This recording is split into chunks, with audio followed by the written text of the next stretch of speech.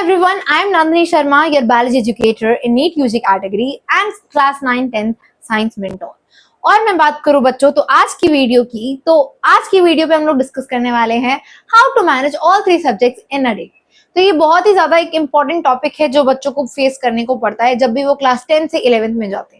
अभी मेरे बहुत सारे बच्चे ऐसे हैं जो क्लास 10 से 11th से मूव आउट करे हैं, जिन्होंने अभी कोई ना कोई फील्ड परस्यू करी है, जैसे कि जेई मेंस के लिए प्रिपरेशन कर रहे हैं, कुछ नीट के लिए प्रिपरेशन कर रहे हैं।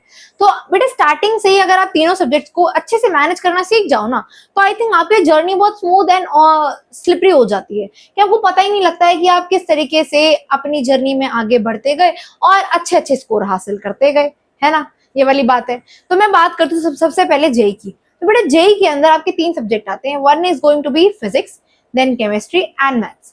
और वहीं पे मैं बात करूँ अगर आपके नीट की, तो नीट में आता है फिजिक्स, केमिस्ट्री एंड मैथ्स की जगह आपका बायो। तो आपके इन तीनों सब्जेक्ट्स के लिए मैंने आपके स्टडी स्लॉट निकाला है फॉर 9 आवर्स का। बेटा अगर दोनों में से कोई भी एग्जाम आपको क्रैक करना है तो आपको कम से कम 9 घंटे बैठ के पढ़ना पड़ेगा। ये वो स्ट्रैटेजी है जो मैंने अपने टाइम पे अपने लिए बनाई थी और उसके बाद में मैंने ये अपने बच्चों को पास ऑन करा है और मेरे बच्चों ने इस स्ट्रैटेजी की हेल्प से 90+ स्कोर किया है अपने बोर्ड्स के अंदर, या फिर मैं बोलूं अपने जेई मेंस के अंदर। मेरे बहुत सारे बच्चे ऐसे भी हैं जिन्होंने लास्ट ईयर केमिस्ट्री के अंदर फिजिक्स को इम्प्रूव किया है इसी स्ट्रैटेजी को फॉलो करते हुए। मैंने आपके टाइम स्टडी स्लॉट को 9 आवर्स में डिवाइड किया है। 3 सब्जेक्ट के अकॉर्डिंग मैंने 9 आवर्स को 3-3 घंटे के 3 स्लॉट में डिवाइड कर दिया। ठीक है, 3 घंटे एक साइड मैंने 3 घंटे दिया है फिजिक्स को, एक साइड मैंने 3 घंटे दिए हैं केमिस्ट्री को, और एक साइड मैंने दिए 3 घंटे आपके मैथ्स को। ये रहा वो चार्ट। आप इस चार्ट को ध्यान से देखो। आप जब इस चार्ट को ध्यान से देखोगे तो आपको देखने को मिलेगा कि मैंने फिजिक्स के नीचे पहले लिखा है 2 घंटे लेक्चर। तो बेटे जब भी आपको अभी इस टाइम पे ना आपको कॉन्सेप्ट क्लियरेंस पे ध्यान देना है। ठीक है, आप जो भी लेक्चर अटेंड करें एकदम ध्यान से फोकस से अटेंड करें कि आपको एक एक कॉन्सेप्ट आपका क्लियर हो जाए। ठीक है, कोई भी टीचर आपका भी 1.5 से 2 घंटे से ज्यादा बड़ा लेक्चर नहीं लेगा। और बाद में 2 घंटे के लेक्चर के बाद में, लेक्चर के जस्ट तुरंत बाद में आपको एक फिजिक्स की तो फॉर्मूला शीट बनानी है। जो भी फॉर्मूला आज अपने क्लास में पढ़े उन्हें एक पेज पे लिखना है और उसके बाद में 1 घंटा बैठ के क्वेश्चन प्रैक्टिस करनी है। ये 3 घंटे के अंदर अंदर करना है आपको, 3 से 4 नहीं लगाने। फिर पहले स्लॉट और दूसरे स्लॉट के बीच में आपको 15 से 20 मिनट का गैप देना है। इस 20 मिनट के अंदर आपको या तो 10 मिनट का नैप ले लो, नहीं तो यहाँ वहां घूम लो, वॉक कर लो, फोन मत चलाओ। ठीक है, फिर उसके बाद में आप बैठो अगला 3 घंटे का स्लॉट लेने, 2 घंटे लेक्चर और 1 घंटे वहीं पे आप क्वेश्चन प्रैक्टिस फॉलो अप करो। फिर तीसरे पे आता है आपका मैथ्स। बेटा मैथ्स के लिए मैं आपको सजेस्ट करूंगी don't go for YouTube teachers, don't go for YouTube educators. आप मैथ्स अगर यूट्यूब एजुकेटर से जेई एडवांस की तैयारी कर रहे हैं तो करिए, लेकिन कहीं ना कहीं मैथ्स की ट्यूशन प्लीज लगा के रखें।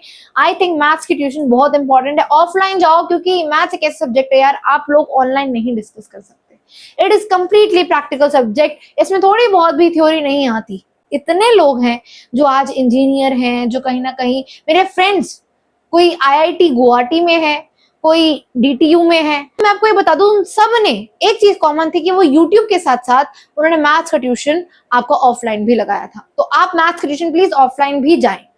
ठीक है, चलो अब हम बात करते हैं नीट वालों के लिए। तो नीट वालों के लिए भी आपको फिजिक्स केमिस्ट्री दोनों के लिए सेम फॉलो अप करना है। पहले 2 घंटे लेक्चर, देन फिजिक्स की एक फॉर्मूला शीट, देन 1 घंटा पूरा क्वेश्चन प्रैक्टिस। उसके बाद में बात करते हैं हम केमिस्ट्री में। तो केमिस्ट्री में भी आपके 2 घंटे के लेक्चर और 1 घंटा आपको क्वेश्चन प्रैक्टिस।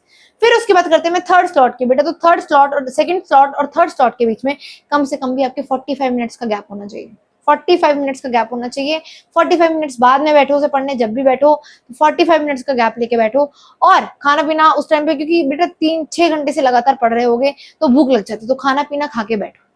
ठीक है, आप क्या करना है, बायो अगर पढ़नी है आपको, क्योंकि थर्ड स्लॉट में आपकी बायो बची, बायो का सबसे पहले लेक्चर लगाओ। किसी भी टीचर का लेक्चर आपका 1.5 आवर से बड़ा नहीं होगा। बायो का लेक्चर लगाओ, फिर उसके बाद में आधे घंटे, जो आधा घंटा बचा है आपका, उसमें आपको एनसीईआरटी रीड करनी है। 2 घंटे पूरे हो गए और रेस्ट 1 आवर के अंदर आपको प्रॉपर क्वेश्चन सॉल्विंग पे ध्यान देना है। बेटा question solving is very important in every field, question practice के लिए। लेकिन बेटा जो भी फॉलो करो, एक ही बुक को कम से कम 2 बार करना। ये नहीं है कि एक के बाद दूसरी बुक उठा ली, दूसरी बार तीसरी, नो, एक बुक को 2 बार कंप्लीट करो। उससे आपको क्लैरिफिकेशन मिलेगी, क्लैरिटी मिलेगी कि आपके कितने क्वेश्चन सही बन रहे हैं, कितने क्वेश्चन गलत बन रहे हैं, कितना भूल रहे हो, कितना याद रह रहा है, ये सारी चीजें बहुत इंपॉर्टेंट है। So I hope you like the video, I hope you like everything. अगर आपको ये टाइम चार्ट चाहिए, स्लॉट चार्ट चाहिए कि आपको मैम अपने 3 घंटे को किस तरह से डिवाइड करा है हमें देखना है, तो please go on my Telegram channel. वो आपको टेलीग्राम का लिंक आपको डिस्क्रिप्शन बॉक्स में मिल जाएगा। मेरा इंस्टाग्राम ज्वाइन कर लो, इंस्टाग्राम का लिंक भी आपको डिस्क्रिप्शन बॉक्स में मिल जाएगा, जहाँ पे हम लोग शॉर्ट्स और एनिमेटेड वीडियो से आगे की पूरी बायो अपडेट्स आपको वहां पे मिलने वाले हैं। अगर और वीडियो प्लीज कमेंट में बताना कि आपको वीडियो पर्सनली कैसा लगा।